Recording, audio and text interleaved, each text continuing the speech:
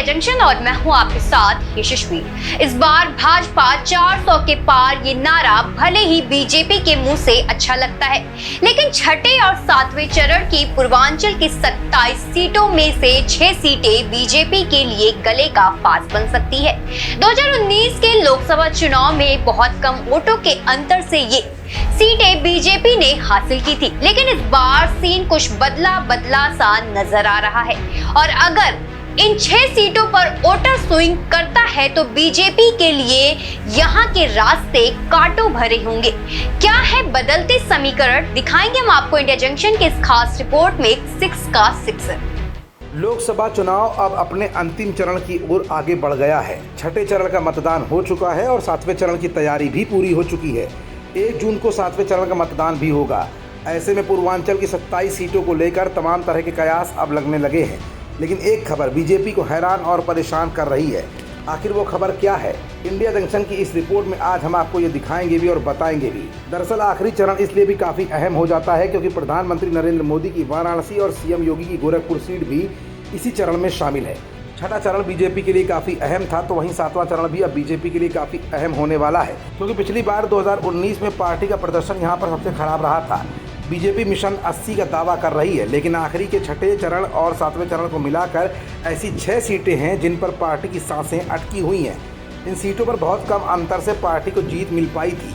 ये सीटें हैं मछली शहर, चंदौली, सुल्तानपुर, बलिया, बस्ती और कौशाम्बी, जहाँ बीजेपी हारते हारते बच गई थी। ऐसे में अगर थोड़ा भी वोट स्विंग होता है तो विरोधी पक्ष को इसका सीधा फायदा मिल सकता है। 2019 में सपा बसपा मिलकर यहां से चुनाव लड़े थे, जो मजबूत गठबंधन माना जाता है। इनमें मछली शहर ऐसी सीट थी जिस पर बीजेपी को कड़ी टक्कर मिली थी। इस सीट पर बीजेपी के बीपी सरोज सिर्फ 181 वोटों से जीते थे। इस बार भी यहाँ जबरदस्त टक्कर देखने को मिल रही है। चंदौली सीट भी उन सीटों में शामिल है जहाँ बीजेपी कम अंतरों से जीती थी।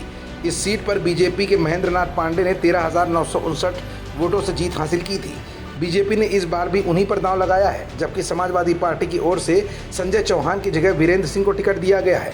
वीरेंद्र कांग्रेस और बसपा से विधायक रह चुके हैं। सुल्तानपुर सीट पर बीजेपी ने दूसरी बार भी मेनका गांधी को उतारा है। इस सीट पर उनका मुकाबला सपा के राम भुआल निषाद और बसपा के उदय राजवर्मा से है।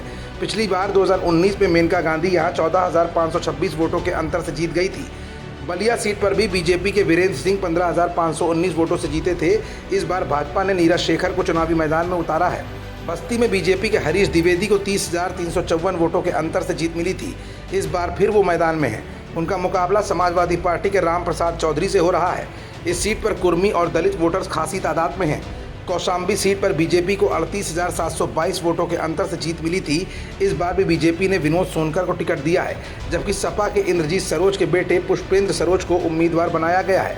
छठवें और सातवें चरण को मिलाकर 6 सीटें ऐसी सामने आई हैं जिन पर बीजेपी की राह आसान नहीं दिख रही है। अब 400 पार का दावा करने वाली भाजपा पर दबाव बढ़ चुका है और सातवें चरण का इंतजार लोगों को इसलिए भी है क्योंकि हिंदुत्व के पुरोधा योगी और मोदी दोनों की परीक्षा की घड़ी अब आ चुकी है। खबरों से जुड़े रहने के लिए सब्सक्राइब करें हमारा चैनल इंडिया जंक्शन।